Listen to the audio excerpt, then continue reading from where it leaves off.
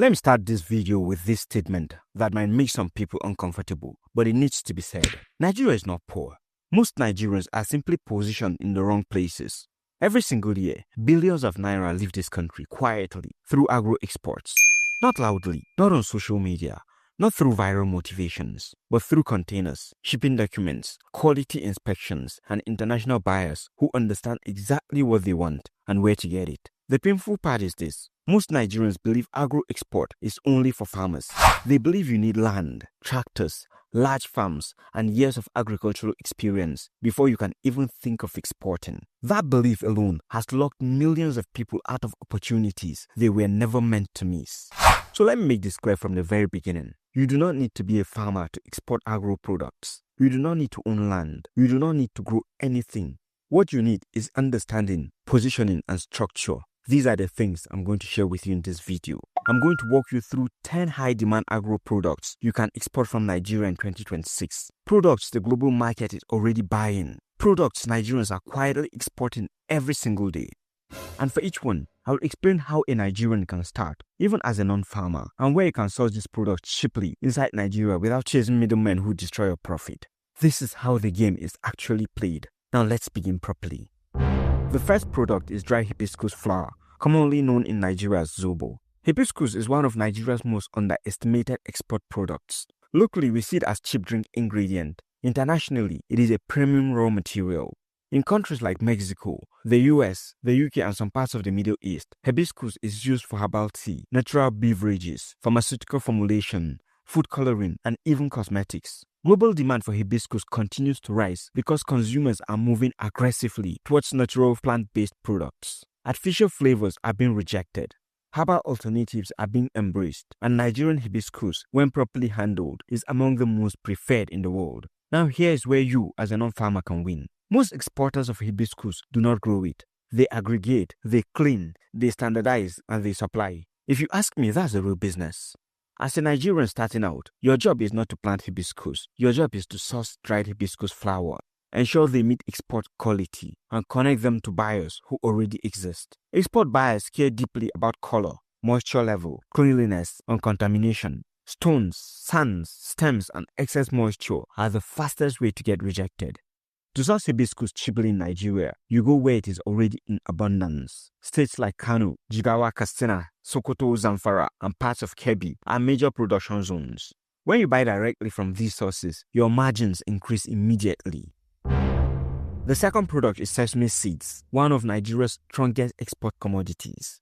Sesame seed is not a small-scale product. It is a serious global commodity used in oil production, bakery goods, snacks, and industrial food processing. Nigeria exports sesame to China, Japan, Turkey, India, and several European countries, and demand is projected to increase further in 2026 due to population growth and increased food manufacturing. The people making money are not the farmers, they are the aggregators again. Sesame farming in Nigeria is fragmented. Thousands of small farmers produce it in small quantities. Exporters win by aggregating sesame in bulk, cleaning it, grading it, ensuring moisture content meets international standard, and supplying buyers who need consistency. As a non-farmer, this is what you do. You start by learning quality standards. Buyers care about seed size, cleanliness, moisture content, and pesticide residue. Once you understand these basics, your work becomes simple. You buy during harvest season when prices are low. You clean and store properly, and then you sell in bulk to buyers out there. To source sesame cheaply, you look towards states like Benue, Nasarawa, Jigawa, Kano, Taraba, and some parts of Niger State. Village markets and farmer cooperatives are your best entry point. Buying during harvest season is critical. People who buy during scarcity are not exporters, they are gamblers. Now the third product is ginger, both fresh and dried. Nigeria produces some of the strongest ginger in the world, and international buyers know this. Nigerian ginger is highly demanded in India, China, Germany, the Netherlands, and the United Kingdom for use in food processing, herbal medicine, and pharmaceutical production. What most Nigerians don't understand is this: the money is not in exporting fresh ginger alone. The real value is in processed dried ginger. Fresh ginger spoils quickly, dried ginger lasts longer, ships better, and commands better prices. As a non-farmer, you do not grow ginger. You buy fresh ginger, process it, dry it properly, and then export. Processing does not mean complex machinery. It simply means washing, slicing, drying, and sorting under proper condition. Many exporters even outsource drying to processing clusters. To source ginger cheaply, you go straight to southern Kaduna, especially Kafanchan and surrounding areas. This region dominates ginger production in Nigeria. Buying directly from farmers or local buying agents during peak harvest will save you massive costs. Once again, the money is made in timing and quality control, not in farming. Then let's go to the fourth product, which is shea nuts and shea butter. Shea is not just a beauty trend, it is a global industrial raw material. It is used in cosmetics, pharmaceutical, and even chocolate production. Yes, chocolate. Countries like France, Denmark, the United States, and Japan are major importers of shea products. Now, Nigeria is one of the largest producers of shea nuts in the world. Yet, Nigerians are not the biggest beneficiaries.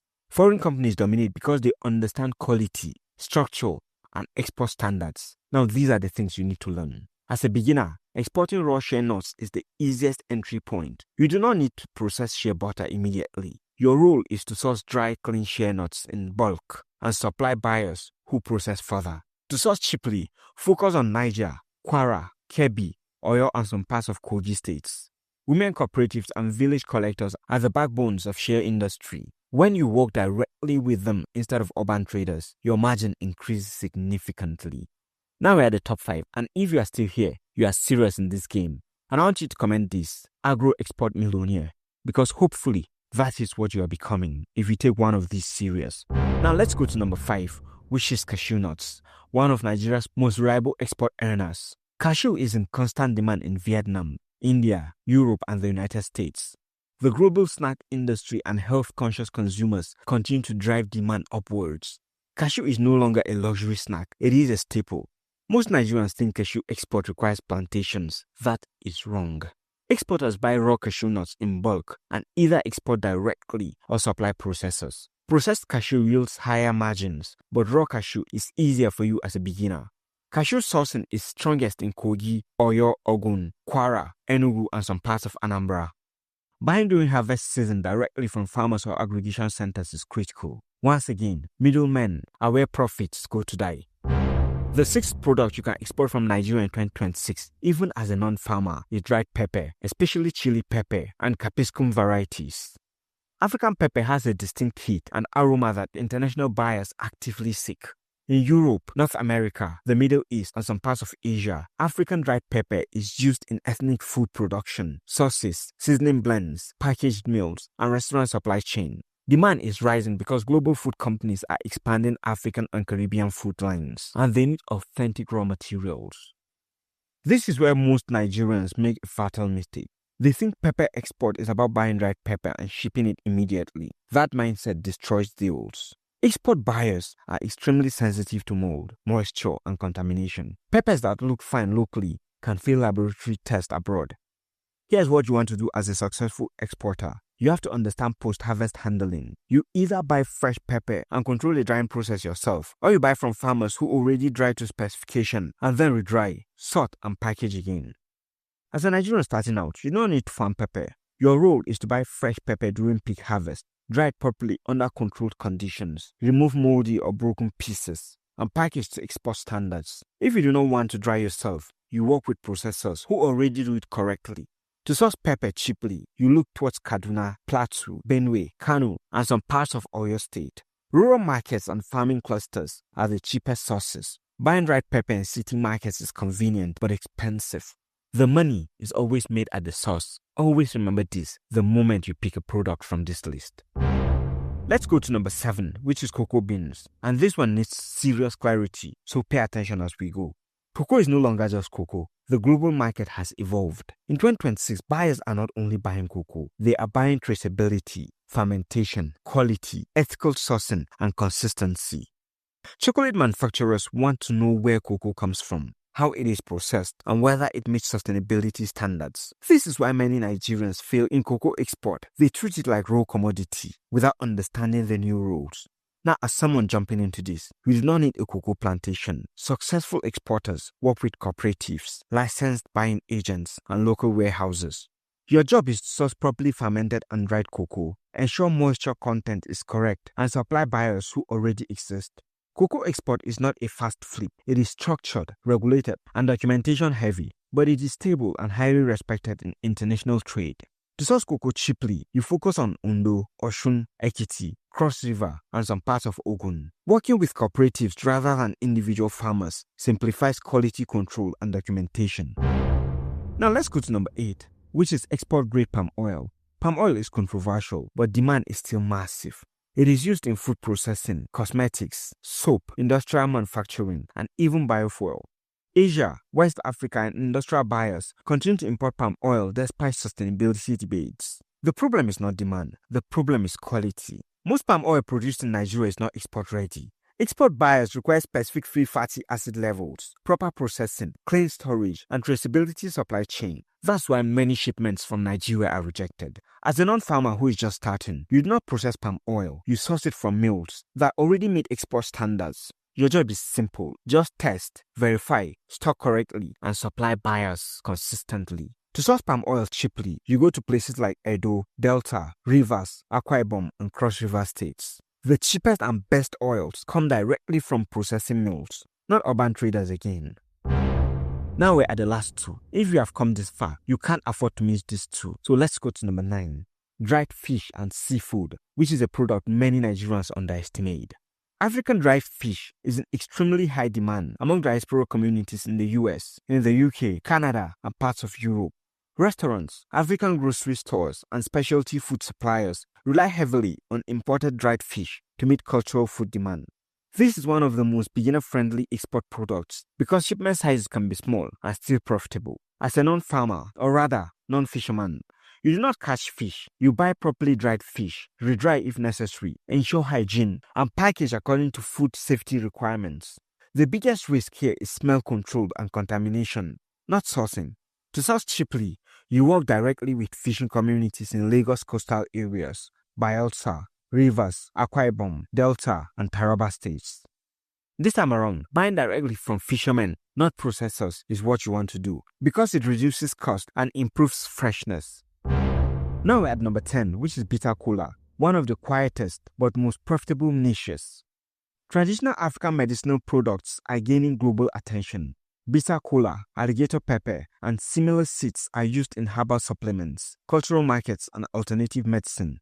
Demand comes mainly from African diaspora communities and herbal product manufacturers. This market is not about volume, it's about trust, packaging, and documentation. As a Nigerian exporter, your role is to source properly dried seeds, ensure cleanliness, and package attractively with accurate description. Buyers are less concerned about quantity and more concerned about authenticity. To source cheaply, you focus on forest region in the eastern part of Nigeria or the southern part, especially rural areas of Imo, Abia, Cross River, and parts of Edo. Buying directly from rural collectors keep costs low and supply steady. Now, before we go, let me explain something that will save you years of frustration. Most Nigerians fail in export not because they chose the wrong product, but because they export without structure. Real exporters do not start by shipping goods. They start by understanding buyers. They start by understanding standards. They start by understanding documentation. Export is won before anything leaves Nigeria. If you do not understand packaging requirements, labeling laws, moisture limit, phytosanitary certificates, and buyer specifications, your product does not matter. If you want me to talk about these in one of my next videos, comment export requirements and you'll have it done. All these I'm talking about is why serious exporters pick one product, study one market, and build one buyer relationship before scaling. People who chase 10 products at once lose money fast. If I were starting again in 2026, I would choose one of these products, study the demand country deeply, visit sourcing location personally, and build supplier relationships before ever talking about containers. This is how exporters are built. Let me end this video with a reality check. Nigeria is not short of opportunities. Information is the real scarcity. The people exporting agro products successfully in 2026 will not be the loudest. They will not be the most visible on social media. They will be the most prepared, the most disciplined, and the most structured. If you've watched this video up to this point, then you already know more than most people who will complain tomorrow. The only question left is this: will you execute, or you will just find another video to watch? Let me know what you think in the comment section. And if 2026 is your year, subscribe to this channel. Let's make something happen. Like and let me know you're there with me.